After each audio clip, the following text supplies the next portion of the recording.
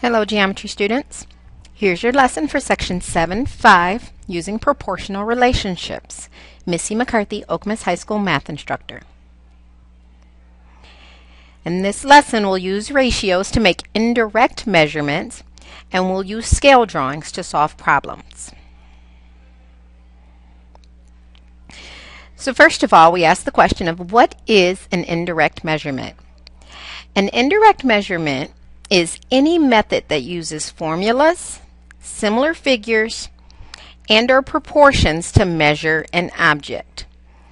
For example, if you wanted to know the height of, let's say, or the height of the school, one of the silos of the school, you cannot directly measure it with a ruler or a meter stick, but what you could do is look at your height and your shadow. Those two things you could measure. And the other thing that you could measure would be the shadow of the school. And that would be a right angle there. You could measure this shadow. And then because, actually, if you take the measurements at the same time, the angle that the sun makes with the ground would be the same. These two triangles would be similar by angle-angle similarity.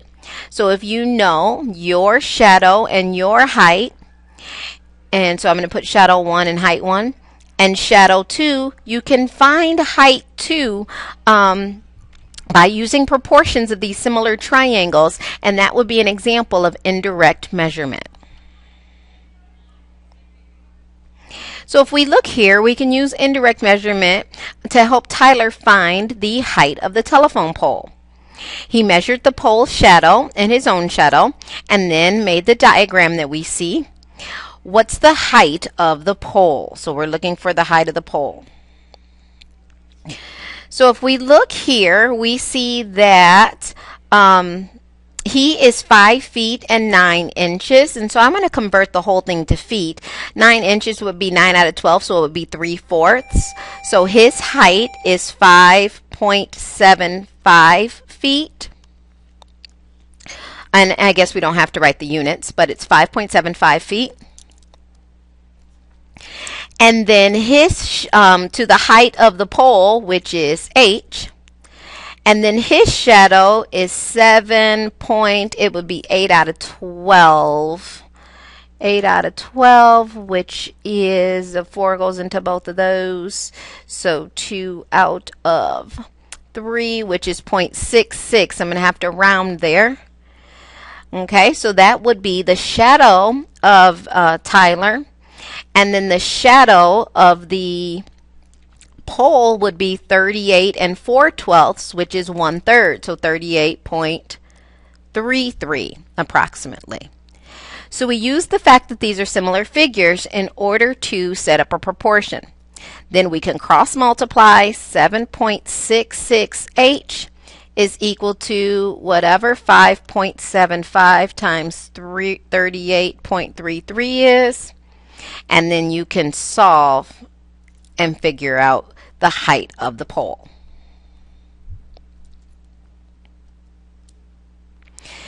Okay, another way that we can use proportionality is with something called a scale drawing. A scale drawing just represents an object as smaller or larger than its actual size. The drawing scale is the ratio of any length in the drawing to the corresponding actual length. A couple years ago, I had students make scale models. So here is one of the scale models that was made of Mr. Miller's basement. So instead of making a 2D scale drawing, they had to make that as well. They also made scale models, and they had to tell me what the scale was. So this particular student chose to also put all kinds of objects in the finished product that were also drawn to scale.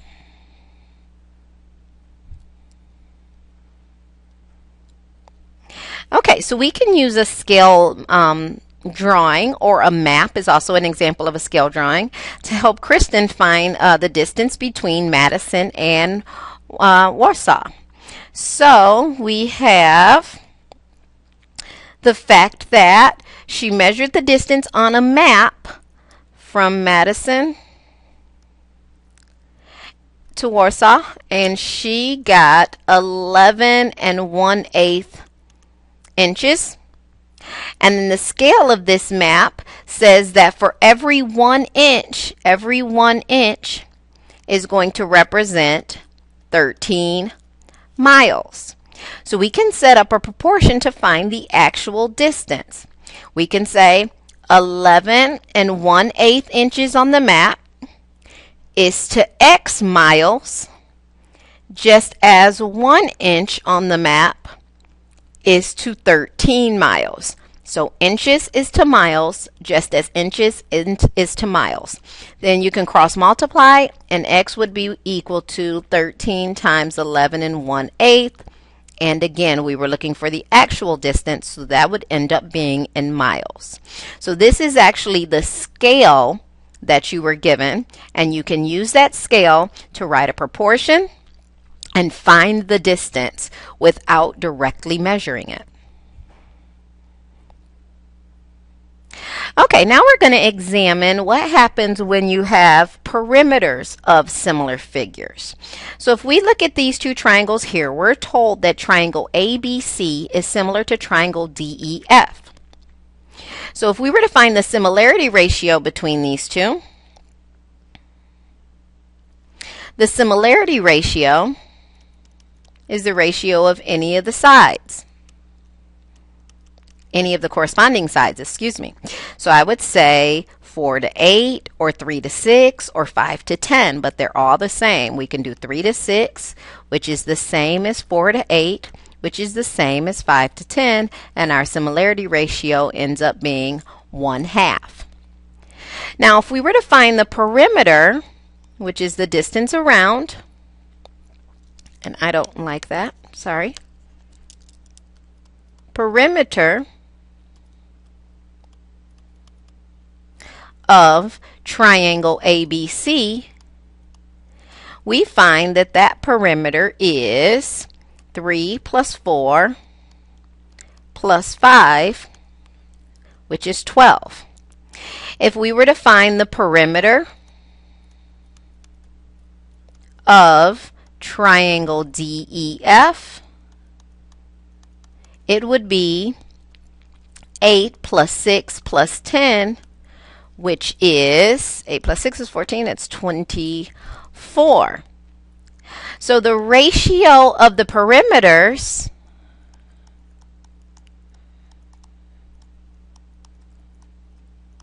is actually 12 to 24. So when we reduce that ratio, we get 1 to 2. I wonder if it is a coincidence that the ratio of the perimeters is the same as the similarity ratio. And in fact, it is not. Anytime you have two similar figures, the similarity ratio, we can call this A to B, will be exactly the same as the ratio of the perimeters. We can call that A to B. That doesn't mean that every side length is the same as the sum of the side lengths. It just means that their ratios will be the same. All right, let's compare areas now of similar figures. So instead of looking at the perimeters of these triangles, we're going to look at the areas. We already determined that the similarity ratio, I didn't change the triangles, the similarity ratio is 1 to 2. So what is the area of triangle, oops, that should be triangle ABC? Well, the area would be 1/2 the base, which is 3, times the height, which is 4. So that's 12. Half of that is 6. And then the area of triangle DEF would be 1/2 the base, which is 6, times the height, which is 8, which would be 24. So the ratio of the areas of these two triangles is 6 to 24, which reduces to 1 to 4. So it doesn't look like the areas are the same, but the areas are indeed related. You see, if we call this similarity ratio A over B, then the ratio of the areas is actually A squared to B squared. A is 1. If you square it, you get 1.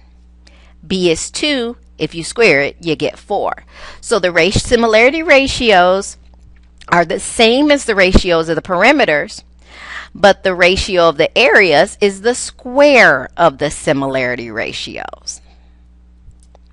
So here's a summary of that. If the similarity ratio of two figures is A to B, then the ratio of their perimeters is also A to B, and the ratio of their areas is A squared to B squared, or the square of the similarity ratio. Okay, so let's look at this example. Given that triangle LMN is similar to triangle QRS, find the perimeter of P and the area of A of triangle QRS. So they gave us the perimeter of triangle. It doesn't say the perimeter of P, it says perimeter P. They gave us the area and the perimeter of triangle LMN. So we're going to use those to find the area and the perimeter of triangle RQS. So let's just get this set up. We probably won't actually find them, but we definitely will set them up. The very first thing you want to find is the similarity ratio. You want to know what your A to B is. So the similarity ratio is the ratio of the sides. So I'm going to say 13 to 9.1. That's the similarity ratio from LMN to QRS. So that means that the ratio of the perimeters is going to be equal to the ratio of the sides. So that means if we have 13 to 9.1, that's the ratio of the sides, it's going to be equal to the perimeter of LMN to, we don't know the perimeter of QRS. So you could cross multiply and divide and find the perimeter of QRS. Now, if we're going to find the area, we don't take the similarity ratio.